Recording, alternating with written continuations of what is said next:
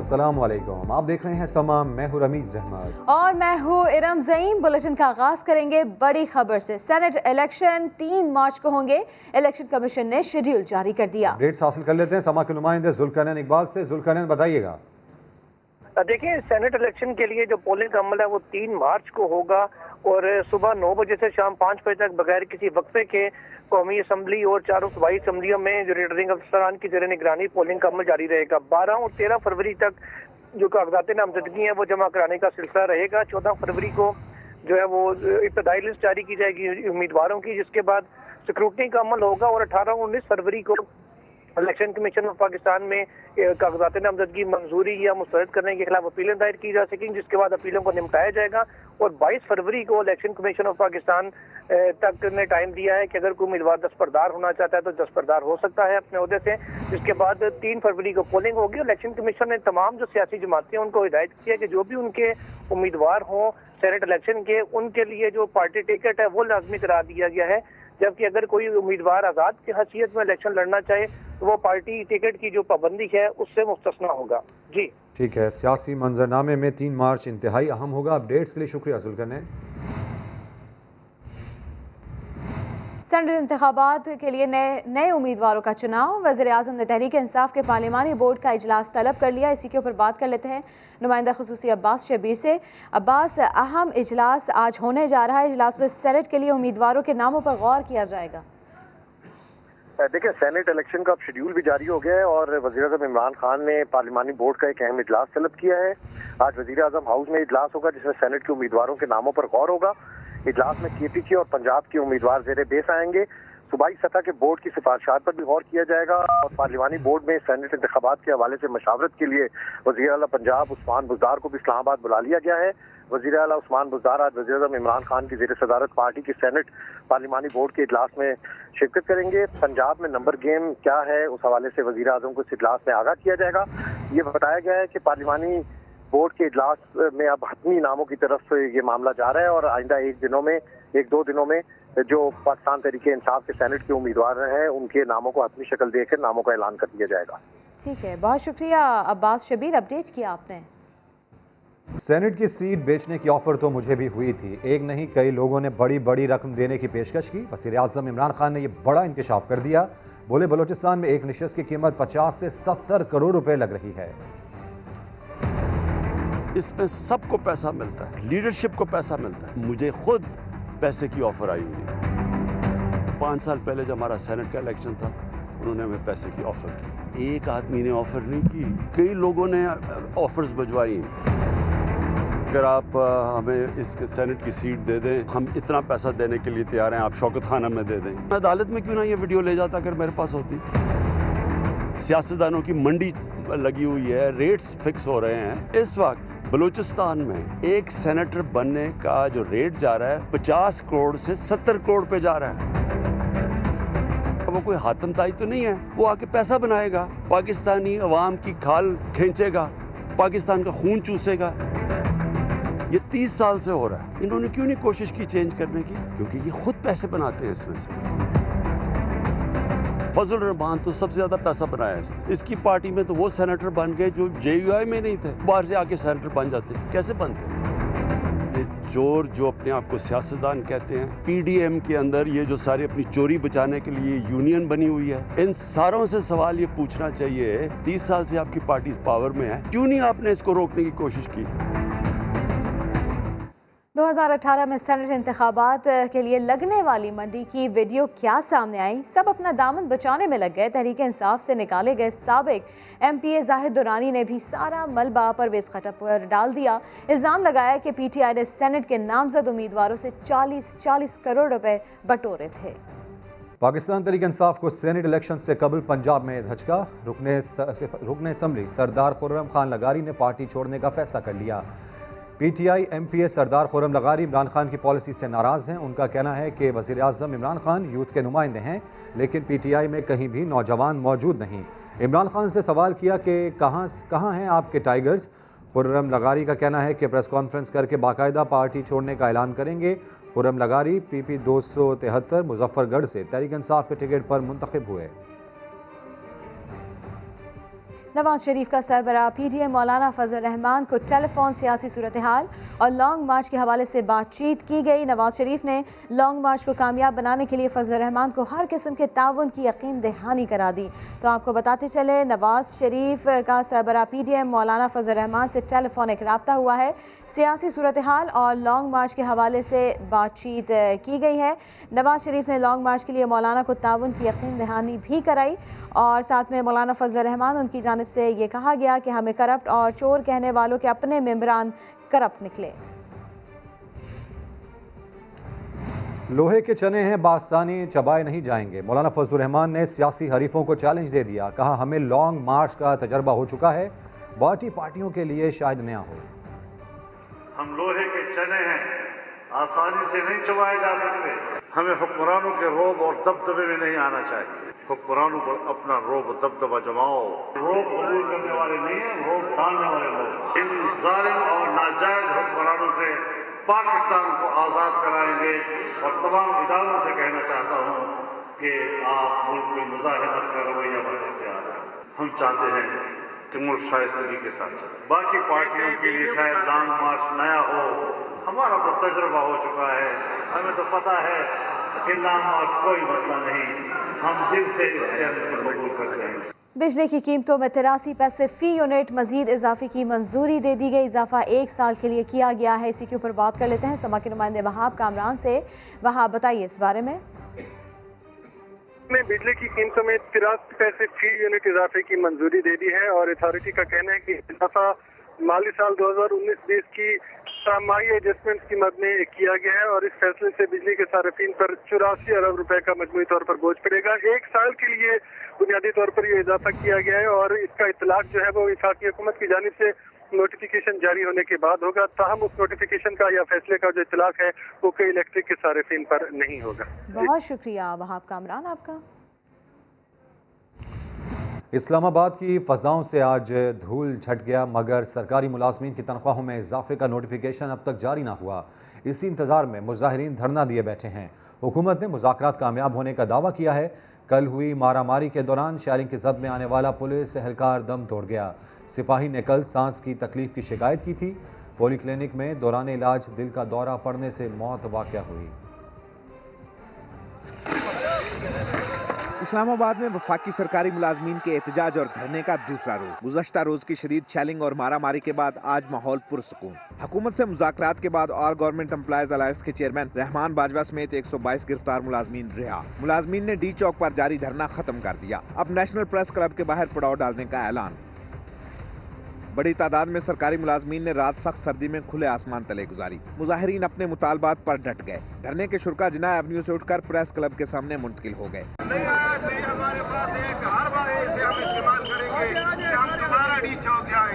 रात को एहतजाजी मुलाजमीन के नुमाइंदों और हुकूमती कमेटी के दरमियान तवील मुज़ाकरात के बाद वफाकी वज़ीर दाखिला शेख रशीद ने तमाम गिरफ्तार मुलाजमीन की रिहाई का हुक्म दिया। हुकूमती ज़राए का दावा है कि मुज़ाकरात कामयाब और मामला तय पा गए हैं। बाकायदा ऐलान आज कर दिया जाएगा। दूसरी जानिब गुज़श्ता रोज मुजाहिरीन पर आंसू गैस की शेलिंग के दौरान जद में आने वाला पुलिस एहलकार इश्तियाक अहमद जाँ बहक हो गया। स्पेशल ब्रांच के सिपाही इश्तियाक ने गुज़श्ता शाम 7 बजे वायरस पर सांस की तकलीफ से मुतल्लिक आगाह किया था। रात को पॉलीक्लिनिक अस्पताल मुंतकिल किया गया। सुबह दम तोड़ गया। मेडिकल रिपोर्ट में मौत की वजह दिल का दौरा बताई गई है।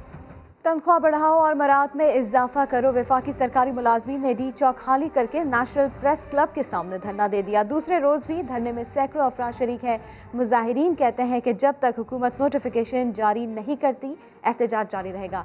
ताज़ा तरीन वहाँ पर सूरत हाल क्या है, वहीं पर ही मौजूद है हमारे नुमाइंदे वहाब कामरान। वहाब, बताइएगा क्या सूरत हाल आप देख रहे हैं और कब तक इम्कान जाहिर किया जा रहा है कि नोटिफिकेशन जारी हो जाएगा? देखिए, हुकूमत की जानिब से तो 2:30 बजे का कहा गया था गुज़श्ता रात के नोटिफिकेशन जारी कर दिया जाएगा। तनख्वाहों में इजाफे और दीगर मुतालबात की मंजूरी के हवाले से ताहम मुजाहिरीन का कहना है कि जब तक नोटिफिकेशन जारी नहीं होता, वो पढ़ नहीं लेते, नोटिफिकेशन को मुकम्मल तसल्ली नहीं कर लेते, तब तक धरना जारी रहेगा। आज सुबह ये मुजाहिरीन डी चौक पर मौजूद थे, ताहम 11 बजे के बाद इन्होंने डी चौक खाली करने का ऐलान करते हुए इनकी क़यादत ने फैसला किया कि अपना पड़ाव नेशनल प्रेस क्लब के बाहर आकर करेंगे। और इस वक्त हज़ारों की तादाद में मुजाहिरीन मौजूद हैं। पूरे मुल्क से मुख्तलिफ इलाकों से लोग आए हुए हैं, टीचर्स हैं, क्लर्क्स हैं, मुख्तलिफ शोबों से ताल्लुक़ है इन लोगों का, और मुतालबा कर रहे हैं कि नोटिफिकेशन जारी हो ताकि ये यहाँ से वापस जाएं। हमने उनसे पूछा, ऐलान हो चुका है, नोटिफिकेशन भी आ जाएगा, तो आप जाते क्यों नहीं है? तो इनका कहना है कि हुकूमत ने इस तरह के ऐलानात पहले भी किए हैं, हमें एतमाद नहीं है, लिहाजा जब तक नोटिफिकेशन जारी नहीं होता तब तक वो यहाँ पर धरना जारी रखेंगे। बहुत शुक्रिया वहाब कामरान, अपडेट किया आपने। रावलपिंडी में मुतनाज़ तामीरात के खिलाफ इंतजामिया का ऑपरेशन, हैवी मशीनरी का इस्तेमाल करके करोड़ों रुपए मालियत की मार्कीज़, फूड कोर्ट्स, फ्लैट्स और प्लाजों को मिसमार कर दिया गया। गिराई जाने वाली इमलाक लीगी रहनुमा चौधरी तनवीर की मिल्कियत थी। मुतासरीन ने ऑपरेशन को सियासी इंतकाम भी करार दे दिया। उमर आसिफ की रिपोर्ट। विलायत कॉम्प्लेक्स में नून लीग के सेनेटर चौधरी तनवीर खान की मुबैना गैर कानूनी तामीरात के खिलाफ इंतजामिया का भारी मशीनरी की मदद से operation, 4 marquees, food court, flats और प्लाजों को मिसमार कर दिया गया।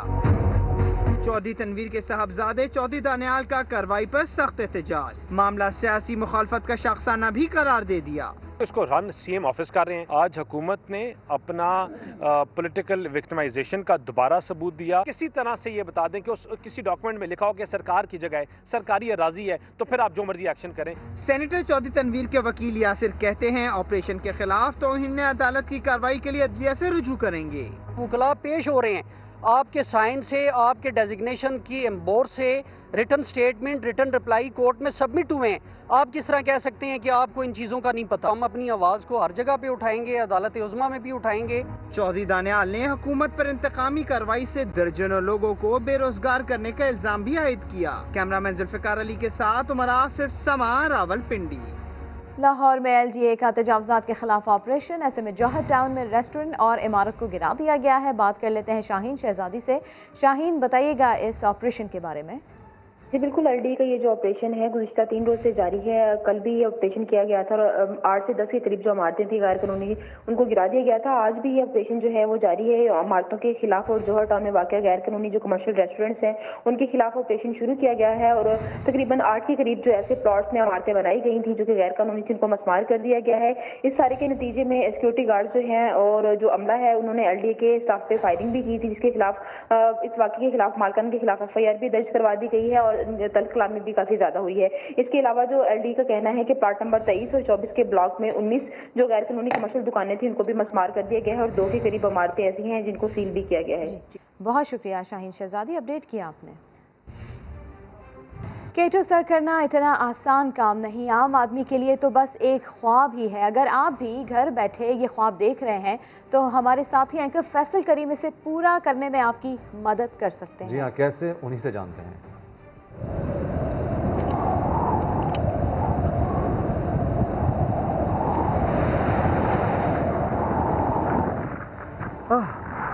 दुनिया के चंद ही ऐसे मुहिमजू हैं जो दुनिया की ये दूसरी बड़ी चोटी K2 को सर कर सके हैं।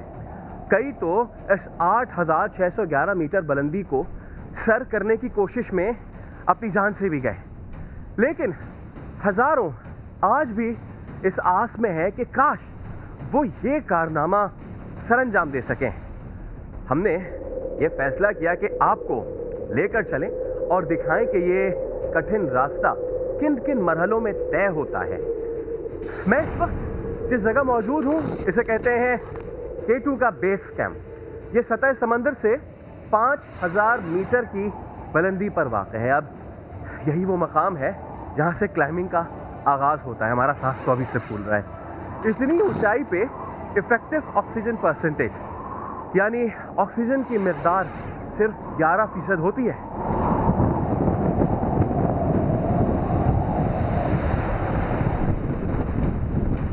तो बेस कैंप से मैं C1 यानी कैंप 1 को क्रॉस करता हुआ पहुंच गया हूं C2 यानी कैंप 2। यहां पर ऊंचाई है 6,760 मीटर।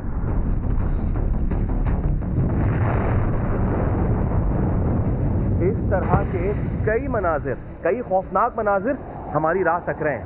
चलिए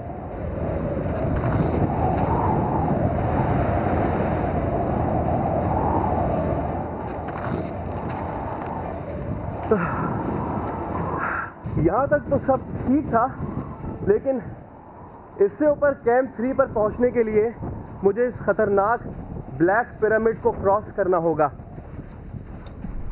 ये वही मकाम है जिसने कई कोपहमाओं की जान ली है। यहाँ पे ऑक्सीजन की मिकदार भी कम होती जा रही है। लगभग 7000 मीटर ऊंचाई पे ऑक्सीजन की परसेंटेज 9% रह जाती है। अब सूरज भी ढल रहा है, मुझे जल्दी कैंप 3 पहुंचना होगा। ये हम पहुंच गए C3। ये गाड़ा हमने अपना कैंप। यहाँ पहुंचने की जल्दी इसलिए भी थी कि अगर शाम हो जाए तो फिर बैनुल-अक़वामी उसूल क्लाइम हाई लो स्लीप के मुताबिक यहाँ ही रुककर रात गुजारनी होती है। यानी कि अगर आप जिस जगह भी पहुँचे उससे आप 300 मीटर नीचे आए और फिर सोने का आप इंतज़ाम करें, क्योंकि आपको हाई एल्टीट्यूड सिकनेस हो सकती है। तो मैं तो हूँ इस वक्त K2 के C3 पे और अब मुझे रात यहीं पे क़याम करना है। यहाँ से हम आपको कहते हैं good night, see you in the morning.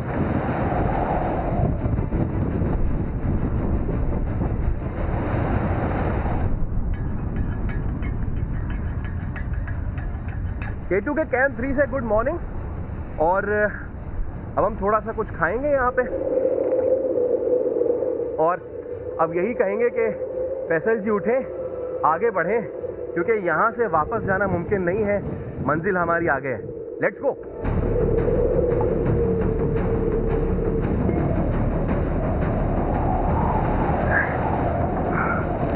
सबसे खतरनाक और सबसे जानलेवा 8211 मीटर की बुलंदी पर वाक़ बॉटल नेक team alpha two base camp, team alpha two base camp. ये सबसे ख़तरनाक और जानलेवा मकाम है, क्योंकि इस जगह पर 40 से 90 किलोमीटर फी घंटे की रफ्तार से तेज़ हवाएं, बर्फानी तूफान, ऑक्सीजन की कमी, तिरछी नोकीली तेज़ धार चट्टानें अपने पंजे निकाले खड़ी होती हैं। Alpha team to base camp, ज़रा सी लापरवाही और गलती जानलेवा साबित हो सकती है।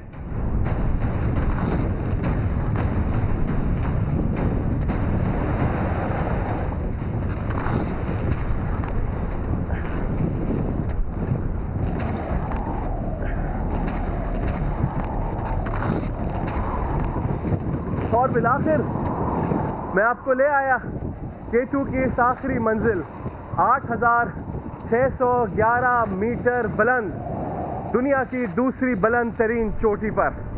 यहाँ दर्जा हरारत -50 से -65 तक रहता है। यहाँ ऑक्सीजन नहीं होती, यहाँ पर सांस फूलती है।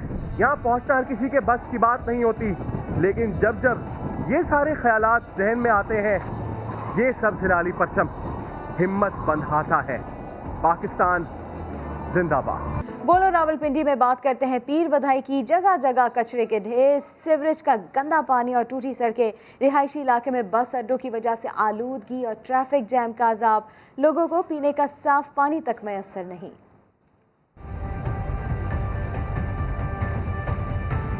मैं हूं वाजिद खान और मेरा ताल्लुक है रावलपिंडी के इलाके पीर बधाई से। हर तरफ गंदगी ही गंदगी, कचरा ही कचरा और सेवरेज का निज़ाम भी आपके सामने। नाला लई में कचरे के ढेर और दोनों तरफ तजावुज़ात भी इंतजामिया को नजर नहीं आती। रिहायशी इलाकों में बसों के अड्डे भी मुश्किलात की बड़ी वजह हैं। मंडी मोड़ से पीर बधाई अड्डे और राजा बाजार को जाने वाली सड़क एक तो पहले ही तंग, ऊपर से तजावुज़ात की भरमार, फिर ट्रैफिक जाम का अजाब भला क्यों ना हो। गाड़ियों का धुआं और उड़ती धूल फांक फांक कर भी लोग बीमार हो रहे हैं। और इधर देखें, बिजली के लटकते तार मौत का पैगाम दे रहे हैं, लेकिन कोई भी देखने वाला ही नहीं। ये तो सड़कों गलियों का हाल है जनाब। घरों में तो लोग पीने के साफ पानी को भी तरसते हैं। लोग बोल बोल के थक गए हैं, लेकिन जब कोई सुनने वाला ही ना हो तो मसाइल का हल हो भी तो कैसे। मौजूदा सियासी सूरत हाल में शहजाद रॉय का नया गाना बहुत मकबूलियत हासिल कर रहा है। गाना क्या सोचकर बनाया गया, शहजाद रॉय ने हमारे नुमाइंदे रेहान अहमद से खुसूसी बातचीत की है, ये देख लेते हैं। जी, जानना वाकई लाजमी है कि कौन किसका आदमी है। शहजाद भाई ये बताइएगा कि इस गाने के पीछे कॉन्सेप्ट क्या था? इस गाने के पीछे एक ही मकसद है कि जानना सब लाजमी है कौन किसका आदमी है। और बड़ा सिंपल है कि हम हर दफ़ा कॉन्स्पिरेसीज में फंस जाते हैं। मेरी अम्मी के पास भी कोई ट्वीट या मैसेज आता है पॉलिटिकल हो तो वो फ़ौरन ट्रस्ट कर लेती हैं। तो ट्रस्ट इतना जल्दी नहीं करना चाहिए, किसी भी न्यूज़ को सुनते ही मान नहीं लेना चाहिए, अपना फैक्ट चेक ज़रूर करना चाहिए। अच्छा, क्या वजह है कि बहुत तवील वक्फे के बाद आपने ये गाना किया है? इससे पहले हम देखते हैं तो काफ़ी अर्से तक आपका कोई गाना इसके अलावा है नहीं, इसकी क्या वजह है? मैं बहुत ही क्या कहते हैं फोकस जब एक तरफ कर लूँ तो मुझे सब भूल जाता है और मैं उस तरफ लग जाता हूँ। सो ये एक मसला है कि मैं तमाम चीज़ें भूल जाता हूँ। मैं म्यूज़िक कर रहा होता हूँ तो बाकी सब भूल जाता हूँ, किसी और चीज़ के पीछे लगता हूँ, कोई लॉ चेंज कराना होता है, कोई स्कूल रिफॉर्म होता है। सो मैं इसीलिए मैं बाकी अपने तमाम दोस्तों की तरह म्यूज़िक तो बना ही रहा होता हूँ हर वक्त, लेकिन मैं रिलीज़ हर चीज़ नहीं करता बिकॉज़ मुझे बहुत शौक़ नहीं है कि हर वक्त कुछ ना कुछ आता रहे। लोग कहे तो लोग मुझसे हमेशा बहुत शिकायत करते हैं कि आप गायब हो जाते हैं, आपने गाना छोड़ दिया, आपने कर दिया। सुना है कि आजकल आप किसी फिल्म के प्रोजेक्ट पे भी काम कर रहे हैं जो इस गाने के बाद जो है गालिबन उसकी शूटिंग स्टार्ट होने वाली है या क्या? थोड़ा सा हमें उसके बारे में भी बताएं। अब ये गाना मुझे वक्त मिला तो मैंने रिलीज़ किया। इसके फ़ौरन बाद हम अलिफ नून कर रहे हैं जो मेरी मूवी है, जो अल्लाह और नन्ना होते थे, तो वो भी आई थिंक दिल के बहुत करीब है। शहजाद भाई, पाकिस्तान का जो करंट सिनेरियो इस वक्त चल रहा है पॉलिटिकल, उसके बारे में आपकी क्या राय है? क्योंकि पॉलिटिकल सटायर पे आप हमेशा जो है वो गाने बनाते हैं, तो इस हवाले से आप क्या कहेंगे? सो पाकिस्तान का पॉलिटिकल सिनेरियो इसी तरह से कि मैं अभी यहाँ पर आपको इंटरव्यू देने से पहले थोड़ी देर पहले मेरा गाना ही कहीं चल रहा था और किसी ने बात की कि ये गाना सुनने के बाद हमें वाकई लग रहा है कि पाकिस्तान तारीख एक नाजुक मोड़ से गुजर रहा है। तो मैं आज भी यही सुन रहा हूँ। तो पॉलिटिकल सिचुएशन वैसी ही जैसी पहले थी। शहजाद रॉय ने अपने हर नए काम के साथ ये साबित किया है कि वो एक हसास फनकार हैं जिन्होंने मौसीकी को हमेशा माशरे की बेहतरी के लिए इस्तेमाल करने की कोशिश की है। उम्मीद है कि आइंदा भी ऐसा ही होगा। कैमरामैन राशिद इशरत के साथ रेहान अहमद, समा, कराची। किसी भी खबर के लिए विजिट कीजिए हमारी वेबसाइट sama.tv। इसके अलावा आप हमें फेसबुक और ट्विटर पर भी ज्वाइन कर सकते हैं। एक ब्रेक के बाद हाजिर होंगे हेडलाइंस के साथ, आप देखते रहिए समा।